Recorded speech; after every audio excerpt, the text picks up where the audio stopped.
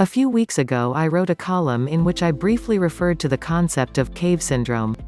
The term was coined by a psychiatrist in Florida to describe people who are feeling scared or unwilling to re-enter post-pandemic society, even after being vaccinated, because they have grown too accustomed to isolation. I mentioned it only in passing, having heard something about it on a local news broadcast. But when the column appeared, I was surprised by how many people wrote or spoke to me about it, saying it was something they were experiencing themselves. "Thanks for giving me a name for how I'm feeling," wrote one woman. "I love it when something has a name." Another reader said she was grateful to know she was not alone.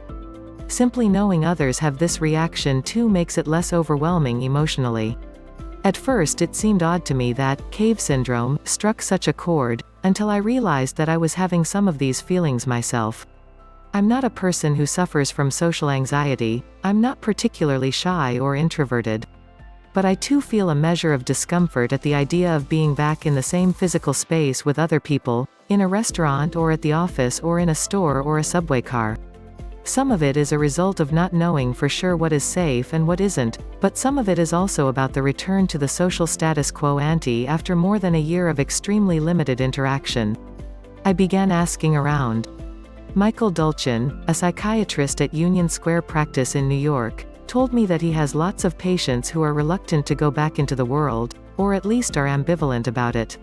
Some of them, he says, had actually felt relieved by the pandemic, by the respite from a competitive office, say, or the enforced hiatus from society, or the ability to put off decisions about the future. Some now dread resuming their soul-killing commute, or putting on an outfit for work and being judged for it, or simply re-entering the rat race. Jenny Tates, a clinical psychologist and assistant professor at UCLA, says some people feel ashamed of how they spent their year. Perhaps instead of learning French, they just moped and drank too much and are embarrassed to acknowledge that to their peers. Perhaps they gained weight and now don't want to face their coworkers. Those who suffered from social anxiety before the pandemic are particularly fearful about re-entry, and the ever-present possibility of rejection or humiliation. But it's not just people with pre-existing phobias who are feeling conflicted.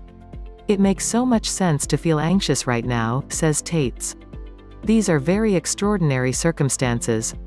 Arthur Bregman, the Florida psychiatrist who says he came up with the term cave syndrome, agrees that it affects both introverts and extroverts. Does this mean that you are mentally ill for liking the comfort of working from home and less social obligations? Not necessarily, he wrote in an essay.